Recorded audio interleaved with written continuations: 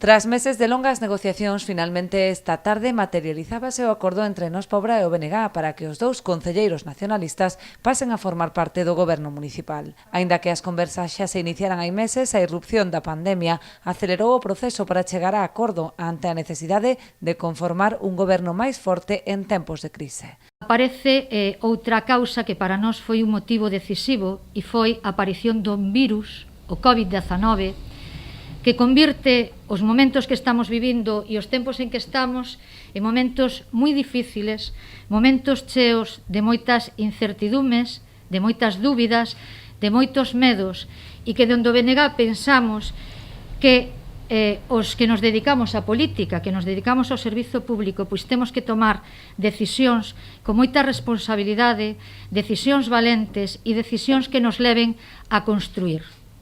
Entón recibimos a chamada de Nós Pobra e decidimos que era o momento de construir e de transformar o que é a Pobra do Caramiñal.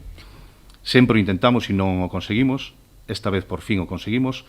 Nós non vamos a mirar para atrás de por que non empezamos antes, sabemos que nos quedan menos de 3 anos e que temos que demostrarlle a ciudadanía que tiñamos razón, que temos razón as persoas que estamos aquí asinando este acordo e que se vai a notar.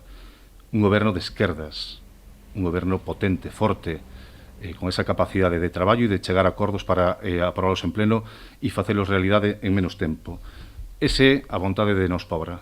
Amparo Cerecedo ostentará a primeira tenencia de alcaldía, así como as áreas de servizos sociais e desenvolvemento local, mentres que o outro edil nacionalista, Xavier Santos, asume as competencias de mobilidade, participación veciñal, normalización lingüística e memoria histórica. O alcalde manterá as áreas de urbanismo, obras e réxime interior e delegará as competencias de persoal en Estefanía Ramos. O resto dos concelleiros, tanto do PSOE como de Nós Pobra, manteñen as mesmas responsabilidades. A Xunta de Goberno Local queda composta polo alcalde, a edil socialista, unha edil nacionalista e 2 de Nós Pobra. Na composición da Xunta de Goberno Local, que quedará constituída polo alcalde, polas concelleiras Charo Varela, Genoveva Hermo, por Amparo Cerecedo e por Patricia Lojo.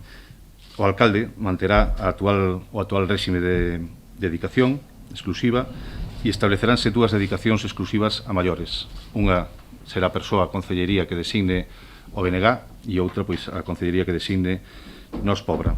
As retribucións aprobaránse no próximo pleno que se convocará con carácter extraordinario, aínda que os novos edís xa comezarán a traballar nas súas áreas a partir do luns, posto que o acordo non precisa do visto bo da corporación, senón que se aproba mediante decreto da alcaldía.